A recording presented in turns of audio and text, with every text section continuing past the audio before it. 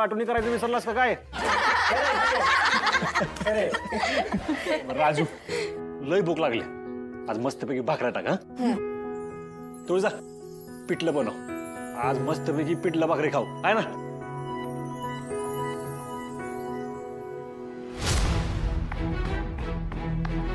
दादा हे ताट असं का झालंय? हे कापूर लावला होता ना त्यात, त्यामुळे तो आरपार गेला. चला कामाला लागा. चल सूर्य बघ बघू हे काय आहे? हे काय झालं? अगं नाही काय म्हणाल सूर्या, तू काहीतरी दाढवतोयस बघ आमच्यापासून. सांग भाऊ काय झालं? आता तुला सांगितलं होतं ना स्वतःच्या जीवाशी खेळू नकोस. खरं खरं सांग, तिकडे काय झालं? अगं डॅडीने हल्ला केला सूर्यावर. त्याच्या पाठीला थाळी होती म्हणून वाचला तो.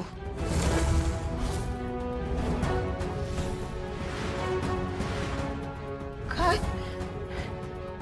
जालिंदर राक्षस आहे तो, राक्षस. तो स्वतःला वाचवण्यासाठी काही ते करणं माहिती होतं मला.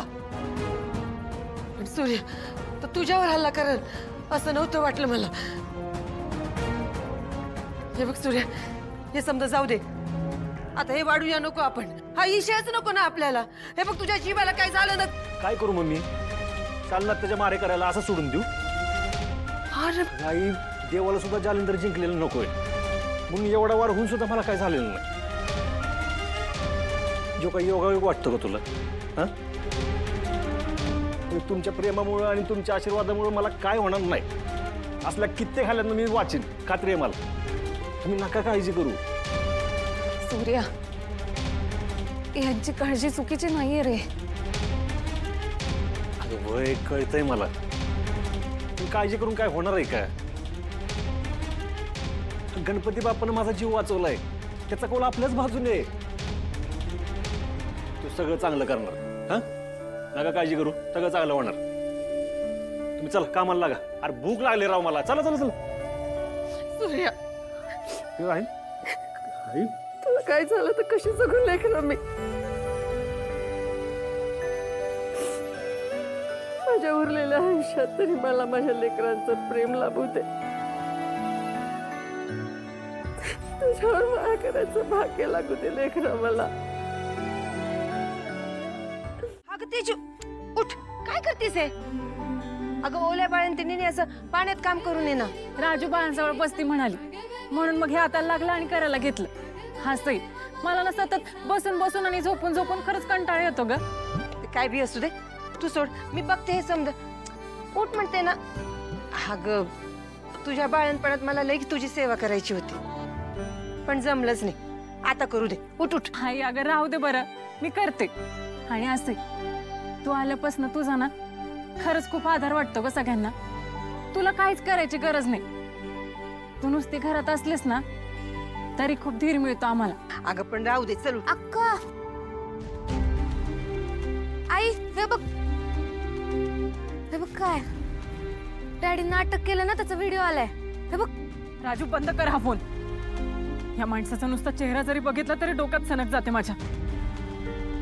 केलंय त्याचा अजूनही पश्चाताप नाही या माणसाला. राजू दे मला. माझ्या नशिबावर असणाऱ्याची दशा कशी होते ती मला डोळं भरून बघायचंय. Hello madam. हॅलो. आजपर्यंत बऱ्याच केसेस जिंकल्या असतील तुम्ही, पण ही केस तेवढी सोपी नसणार आहे. केस केस असते हो देशपांडे साहेब, त्यात अवघड सोपं काय? आपल्याला आपला मुद्दा मांडता आला पाहिजे आणि तो मला येतो. माझाही अभ्यास कमी आहे असं समजू नका. समोरच्या व्यक्तीने केसचा पूर्ण अभ्यास केला असेल असं गृहीत धरूनच मी केस लढते. थोडं थांबा, लवकरच तुमच्या अशिलाला फासावर लटकवणार आहे मी. त्यानंतर मात्र स्वतःचं अपयश कसं लपवायचं त्याचा बचाव तयार ठेवा. शांतता. जज साहेब येत आहेत हो.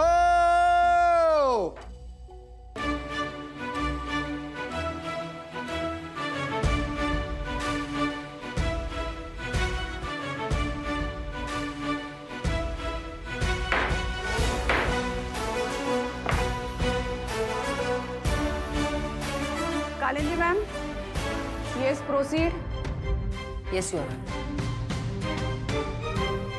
युअर ऑनर, मला सगळ्यात पहिल्यांदा कोर्टाला हे सांगायचं आहे की ही केस जरी साधी खुनाची वाटत असली तरी ही साधी सरळ केस नाहीये.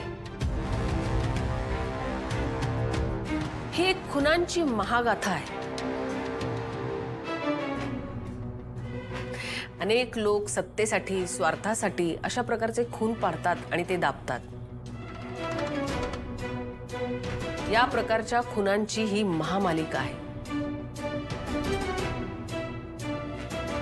युअर ऑनर, आपण ह्या केसकडे जरी शालिनी निंबाळकर यांच्या खुनाची केस म्हणून पाहत असलो तरी ही केस एका कुटुंबाच्या 20 वर्षाच्या शोषणाची गोष्ट आहे.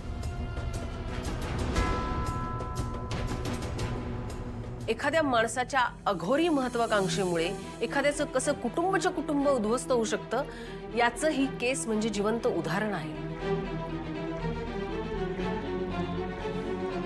युअर ऑनर, ही केस म्हणजे जगताप कुटुंबाच्या 20 वर्षाची कर्मकहाणी आहे.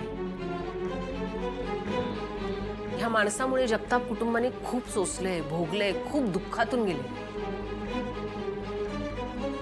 आणि आज युअर ऑनर जगताप कुटुंब आपल्याकडे आलेले आहेत आणि त्यांना अपेक्षा आहे की त्यांना न्याय मिळेल.